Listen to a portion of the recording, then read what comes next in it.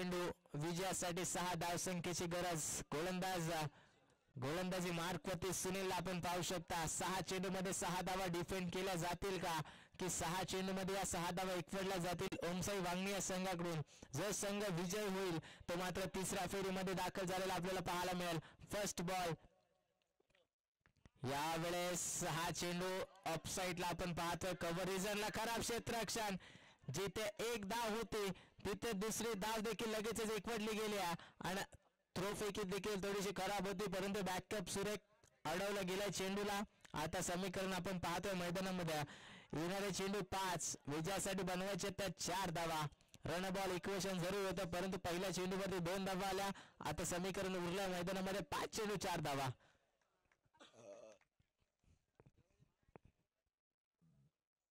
यावेळेस फटका हवेत जरूर, परंतु कोणताही क्षेत्ररक्षक नाहीये. चेंडू चाललाय दन दन करत सीमा पार, परंतु अडवला गेलाय. चांगलं क्षेत्ररक्षण. कदाचित 2 धावा या चेंडूवरती एकफटल्या गेल्यात. असं वाटलं होतं की हा चेंडू सीमारेषा लगत जाईल. खेळाडू देखील खुश आपल्याला पाहायला मिळाले. खेळाडू कक्षामध्ये त्यांना देखील वाटलं की हा चेंडू 4 धावेसाठी जाईल, परंतु आता समीकरण उरलं. शेवटचे 4 बॉल विजयासाठी 2 धावा.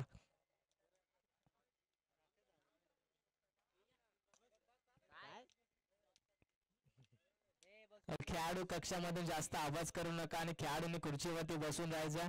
शेवटचे 4 बॉल 2 धावसंख्येची गरज.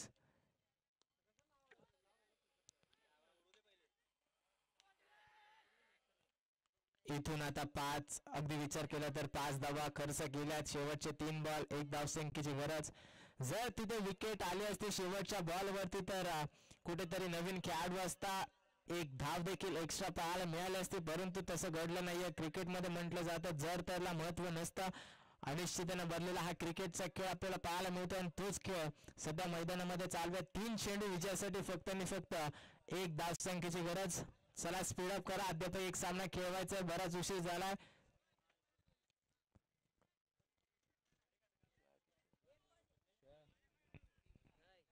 तीन चेंडू 1 धावसंख्येची गरज.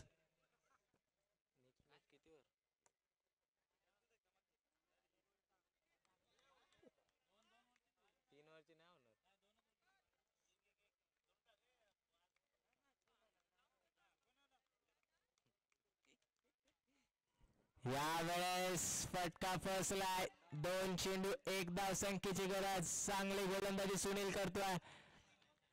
इथून जर 1 धाव वाचवली तर कदाचित डोक्यावरती घेऊन इथून नाचवला जाईल गोलंदाज सुनीलला. 2 बॉल 1.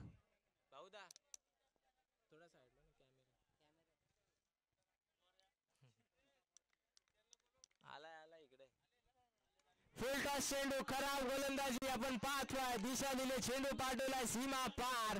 6 धावांसाठी षटकार.